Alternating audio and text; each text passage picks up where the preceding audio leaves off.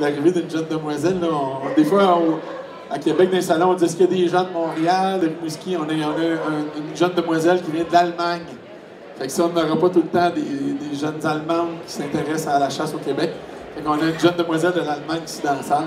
Fait que c'est ça, on va vraiment rentrer dans l'univers de plusieurs grosses espèces de gibier. Je ne sais pas, au fur et à mesure, si tu peux ajuster le son. Quand on va arriver dans l'orignal, il y a beaucoup de calls d'orignaux. Fait que si tu peux m'upgrader ça, là, il y a beaucoup de sons. Puis je veux vraiment que les gens en profitent. Alors, on va y aller avec ça. On va vraiment rentrer dans l'univers de nos trois grosses espèces. Puis on va vraiment faire le tour du jardin par rapport à ça. Je vous dis, là, les images chez les orignaux, je pense pas que ça devait être présenté dans le cadre d'un salon comme ici. C'est de la haute définition.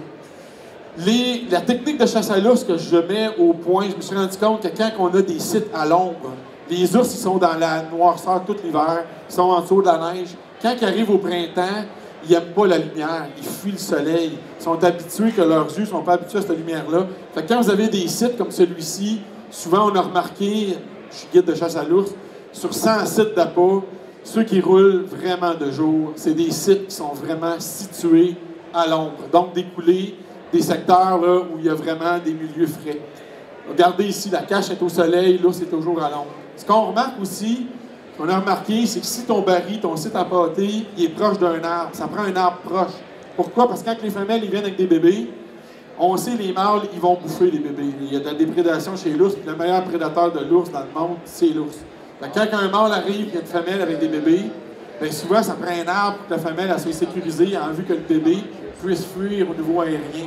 Fait que si vous avez un site en pâté, près d'un secteur, immédiatement où il y a un arbre, ça va faire une différence pour attirer des femelles, lesquelles vont attirer des mâles à l'entour du 15. 15 juin, c'est les meilleures dates de chasse à l'ours. Les apports de cours d'eau, les corridors aquatiques, on voit une chasse que j'ai faite en canot, tous les bords de cours d'eau, souvent, le vent, il rentre sur le bord d'un plan d'eau, tu peux aller chercher beaucoup d'odeur. Ma meilleure technique de chasse à l'ours, je travaille avec l'huile de vanille, l'essence de vanille, et de l'huile d'anis. Au début, tu pars avec la viande, puis après ça, tu vas vraiment chercher avec du sucré. Dès qu'ils ont trouvé le site, une fois que la viande a fait son effet, avec les odeurs de l'huile de vanille, puis les odeurs d'huile d'anis, les ours vont trouver ça rapidement. On voit que c'en est un site qui est à l'ombre. Qu'est-ce que je fais beaucoup aussi, c'est de disperser du pain. Quand je vais en pâté, je disperse beaucoup de pain, une vingtaine de tranches de pain. Pourquoi? Parce que les corbeaux du haut des airs, ils les voient. Là, vous voyez la cache, là, on a fermé ça avec des billots pour pas que les corbeaux viennent. Mais tout le tour de ce cache-là, c'est plein de tranches de pain. Les corbeaux les voient, ils descendent pour manger le pain. Et là, ils s'ensuit plein de sons. Ils se battent entre eux autres. Les ours, ils entendent ça. Fait qu'ils font une association corbeaux dans les airs, les sons de corbeaux, comme quoi la bouffe est rentrée. Fait que t'empâtes les deux espèces. T'empâtes l'ours, puis t'empâtes le corbeau en même temps, parce qu'ils s'envoient des messages. Dans la vraie nature, quand c'est pas empâté, les ours, les corbeaux, ils vont trouver des carcasses d'orignaux. C'est ce qu'on appelle des winter kills, tous les animaux morts l'hiver. Puis il y a vraiment une synergie entre les deux. La scène qu'on voit là, c'est la soirée. On est mon équipe Chasse Québec, on a fait cette année des films un peu hors de l'ordinaire. Jeudi de cette semaine, on est à Québec. Si vous voulez venir nous voir, je pense que vous ne regretterez pas votre soirée. J'aime beaucoup aussi empâter avec des roches. Tu sais, le baril, il faut qu'il rentre la tête dedans. Puis l'ours, quand il rentre la tête dans le baril, souvent, il ne se sent pas trop à l'aise. C'est pas naturel. Fait que quand tu mets des roches, des souches, il enlève ça avec sa patte, il creuse là-dedans, puis là, il sent qu'il peut fuir partout. Mais des fois, tu rentres la tête dans le baril, puis complètement perdre de vue tout ce qui peut arriver. Souvent, ils ont peur des autres ours. On pense souvent que l'ours, quand il vient aux appâts, qu'il a peur du chasseur, parce que souvent, il va sentir, il va regarder dans l'arbre. Mais une des grosses peurs des ours, on va le voir sur cette scène-là, c'est souvent l'arrivée des autres ours. Regardez, là, il arrive. Regardez les tranches de pain qui servent pour les corbeaux, là, il y en a un peu partout. Il enlève ça, c'est bien naturel pour un ours que d'aller se mettre la patte d'un baril un peu refermé. Fait que là, il enlève ça, il pointe ses appâts, c'est plus beau à filmer que de voir un gros drum. Là. Puis souvent, le stress, il n'est pas tant relié au fait qu'il peut arriver un chasseur comme qu'il peut arriver un autre ours. Sur un site, généralement, il y a 4, 5, jusqu'à 6, 7 ours. Puis il y a vraiment une hiérarchie. Là. Les ours, au printemps, c'est la période de reproduction, c'est pareil comme la chasse au chevreuil. Regardez l'autre qui va arriver en arrière. Là, ça se regarde, ça s'évalue, on sait c'est quel le plus gros. Puis là, il y a tout le temps des petits échanges là, à caractère hostile entre les ours. Fait que quand ils sont un peu nerveux, souvent, le réflexe chasseur, c'est de se dire qu'est-ce qui se passe la majorité du temps. C'est que dans un rayon d'à peu près 1000 pieds, il y a souvent un autre ours qui arrive. Ça, c'est très commun. Puis là, on va rentrer dans les photos, SpyPoint. Pour partir à 1 heure, c'est juste. Mais là, on va aller dans les chevreuils. Chasse Québec, à chaque année, on organise un concours de photos. Regardez celle-là. Le gars, il met sa caméra. Il installe sa caméra, la photo se fait. Au même moment, il y a 2 arcs-en-ciel, pas 1, 2. Regardez les 2 arcs-en-ciel, ils arrivent exactement vis-à-vis les 2 bouts de chevreuil. Les caméras, là, c'est fantastique. C'est des espions pour nous autres. On est dans la maison, puis là, les photos se font. Regardez celle-là. C'est bucolique, c'est incroyable. On n'aurait pas pu croire ça. Le gars, il installe un bloc pour l'orignal. Il a acheté mon poteau en orignal, on le voit en arrière. Il installe ça, il a mis sa caméra. Puis là, il arrive là le 31 août.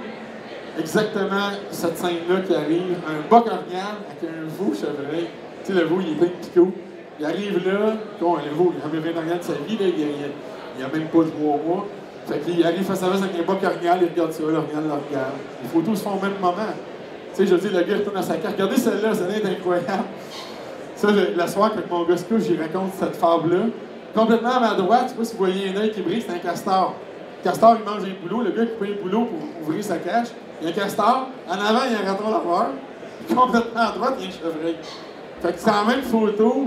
Des fois, tu vas avoir des porc-épics, des raccoons. Mais là, il y a un castor qui s'est joint à ça pour venir manger la tête du boulot que le chasseur a coupé. Donc, rien ne se perd en forêt.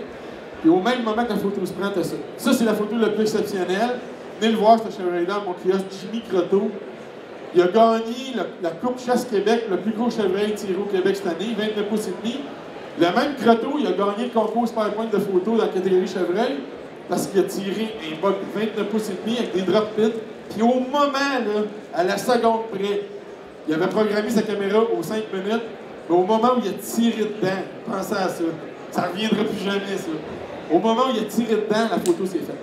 Donc, au même moment que la balle, on ne parle pas de secondes, on parle de macro-secondes, au moment où la balle a fait un impact, il est expédié au sol, le chevreuil-là, il est mort dans ses traces, le bassin il a cassé, il s'est écrasé là. Au même moment, la caméra fait une photo, puis il vide son chevreuil, il sort ça, la semaine d'après, il dit « Ah, je vais aller voir mes photos ». Il arrive à la maison, il met ça sur l'ordinateur, le boc chevreuil de sa vie, qui ne tirera jamais, il est immortalisé au moment même de son coup de feu. Il a tout gagné, il a gagné la Coupe Chasse Québec, le plus gros boc de la province, puis il a gagné le concours de photo. Quand on parle de chevreuil, regardez bien l'ensemble de cette bête-là, l'enveloppe corporelle d'un chevreuil. Souvent, on regarde un chevreuil, c'est donc beau, c'est donc beau. Un chevreuil, là, c'est plein de mystères, il y a plein de glandes, ça a plein de comportements qui ont un caractère social. La queue d'un chevreuil, ça se regarde beaucoup, les chevreuils, ça se sent beaucoup à partir de l'arrière-train. Les parties génitales des femelles sont là. Et ils ont des comportements avec la queue durant la période de pré-rut, de rut et de post-rut qu'on ne verra pas durant l'été. On ne verra pas ça au mois d'avril, on ne verra pas ça au mois de mai. La queue, elle est vraiment là pour envoyer des signaux, pas juste le signal qu'on connaît, qui est commun de la queue dans les airs, pour marquer une situation de stress. Souvent, la queue, si on la met à position horizontale, c'est pour laisser dégager des molécules d'odeur. Fait que souvent, même à l'île d'Anticosti, avec un gant blanc, si tu es à l'orée du bois, puis le bois il est vraiment fourni, si tu vois un chevreuil qui s'en va, qui marche, tu fais un petit son pour l'arrêter, tu prends une queue de chevreuil, tu coupes une queue de chevreuil, le chevreuil prélevé, tu as fait tanner, tu fais juste un mouvement de queue horizontal, ça l'attire beaucoup les chevreuils, parce qu'eux autres, ils associent ça à une autre présence de chevreuil. Les glandes, la même affaire. Les glandes persiennes, regardez, on le voit à l'œil, c'est super bien filmé. Le chevreuil urine, le mâle urine sur ses glandes. Et là, ce qu'on voit, c'est une femelle en rut en avant. Mais entre les sabots, vous savez, entre les sabots, si on met le nez entre les sabots d'un chevreuil, il y a la glande interdigitale. À chaque fois que la femelle a pile, regardez le second en arrière, là, ça c'est un autre message de Saint-Valentin. Donc à chaque fois qu'elle pile au sol, cette glande-là, elle met des poux d'odeur. Puis les mâles, quand on dit l'automne, ils ont tout le temps la tête à terre. Ils n'ont pas la tête à terre pour rien. Ils essaient d'avoir des femelles, mais ils ont la tête à terre parce qu'ils sont capables, ce boc-là, il est capable, avec ses narines, qu'on les voit travailler, de capter des odeurs au sol, lesquelles vont l'influencer à suivre la bonne femelle. Fait que le système olfactif, le système de glande chez le chevreuil, il faut en tenir compte de mon chasse. Ça, c'est un des plus gros bocs d'orignal. Tu parlais d'anecdote, là. Lui, je l'ai appelé le fantôme du Tourilly. Ça fait 2 ans que je cours après. Il doit avoir à peu près 65 pouces de large. Il a le panache couché sur le dos. Cette année, j'ai convié un rendez-vous. J'ai été 2 jours avec. Je pense que si on n'avait pas fait un film qui a amené plein de monde pour le tourner, on aurait peut-être son panache là, au salon cette année. Mais les contraintes de tournage ont été un petit peu compliquées, mais c'est pour dire qu'on a des gros mâles au Québec. Regardez mon poteau orignal, j'avais lancé ici en primaire il y a 2 ans. Là, tu vas me dire que ça marche. Là. Regardez le comportement de cet orignal-là. Regardez le jeune orignal. Là. Il fait une danse. Il est en space complet. Il est en avant du poteau. Puis là, il réagit. Il piétine. Il fait une simulation de combat. Regardez, il est complètement subjugué par les odeurs, par la présence du poteau. Il se promène. On aurait pu le faire rouler pendant 20 minutes. Là. Ça a été filmé sur un de mes sites de chasse. Puis il zigzague en autour du poteau, comme si cet élément-là, qu'il y a des odeurs dessus, parce que les autres orignaux, ils l'ont frotté, comme si cet élément-là était vraiment un autre animal.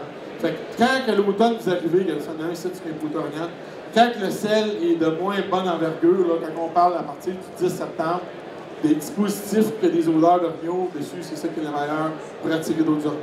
Les sites de chasse à l'orignal, souvent, amènent des clients, c'est des coulées comme ça c'est un des bons sites. C'est juste des coulées, c'est dans le sable. Les orignaux se déplacent à n'importe quelle heure du jour parce que, regardez, il y a de la fraîcheur partout. Les orignaux sont là le matin, le midi, le soir, l'après-midi, parce qu'il y a des corridors de fraîcheur.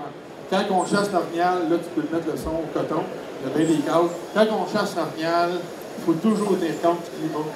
À partir du moment où le mercure il monte en haut de 18, 19, 20 degrés, allez les chercher là où le couvert forestier est opaque. Parce que les orignaux, ils vont vraiment chercher la fraîcheur.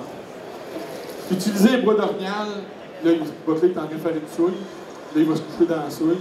Regardez les oreilles travailler des cervidés. C'est incroyable. Regardez comment ça travaille.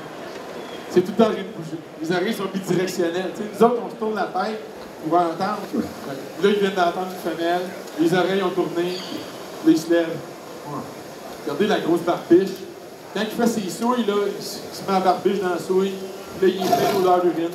Puis là, il part. Écoutez le son qu'il vient de faire. Moi, j'appelle ça un renaclement. Ces orignaux-là, on ne les a pas tirés. Ils vont recaler en ce moment. Ça, c'est calme. En les filmant et en les tirant pas cette année, les gens disent « as-tu encore des choses à apprendre ces orignaux? » C'est clair, on a tout le temps de m'avoir à apprendre. Cette année, j'ai remarqué, dans ce film-là en particulier, on en a 12 séquences où les orignaux, ils font... Ils renardent. Ils observent les faire, ils expulsent l'air violemment de leur naseau. Bon, lui, on va l'entendre souvent faire ça. C'est sa marque de commerce. Cette année, nouvelle technique de chasse, j'essaye ça. Je frotte, je fais des calls de boc. Puis là, on avait bien des chasseurs à l'arc cette année. Fait que quand ils arrivaient à 40 mètres, 50 mètres, je faisais ça. Exactement comme il va le faire. Quand il bout de champ. Quand il frotte, il est agressif. Regardez, encore. J'ai pris mon cornet d'écorce, il revient à l'envers. Dans le sens du rond, là, au lieu du sens. Parce que là, c'est bien écho. Là, j'avais le boc en visuel. Là, je faisais ça. Je frottais. Ça rend d'autres choses.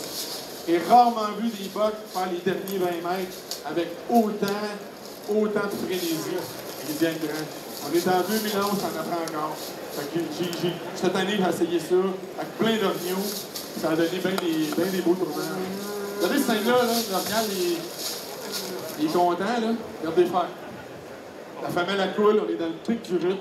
Il est en train d'évaluer. À chaque automne, c'est ça qui se passe dans l'hiver l'orignal. Les bocs se promènent, ils sentent les molécules d'odeur, ils cherchent les phéromones.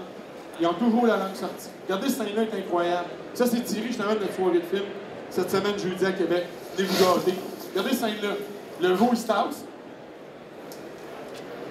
C'est rare, tu vois ça. Là. Le veau, là, il n'est pas que sa femelle. Il se tasse, dans la brume, tourné dans le beau soleil. Regardez bien que c'est qui s'en vient.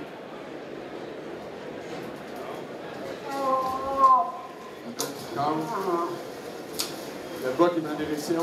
Le veau, il est en arrière du boc. Tu vois pas ça, la chasse. Tu vois pas ça, là, autrement que pendant le pic du rythme. Ça veut dire que la femelle est assez stimulée par les hormones sexuelles qu'elle délaisse. Ah, pas de caler, là. Les bons calls d'orignaux, là, ça vibre tout le temps. Tout le temps. Pas convaincu que les calls électroniques, ça vibre de même. Fait que tout le temps vibrer, là. Les pitchs haut, bas. Là, dans cette situation-là, c'est la cale tout le temps. Je ne sais pas pourquoi je parle. Parce que c'est plus fun de les entendre qu'entendre ma voix. Puis souvent, tu vas voir notre pic du rythme, la femelle en avant, le boc en arrière, le veau en arrière du boc. Tu ne verras jamais ça autrement que dans cette brève période-là qui dure entre 24 et 36 heures. Fait que là, la femelle est bien réceptive. Le boc est toujours la gueule ouverte. Parce que dans le palais, vous vous souvenez, il y a l'organe de Jacobson qui est là, il envoie l'information, il veut ramasser des odeurs d'urine, il envoie ça dans le palais, il y a sa petite fente, là il essaie d'évaluer s'il y a des phéromones. S'il y a des phéromones,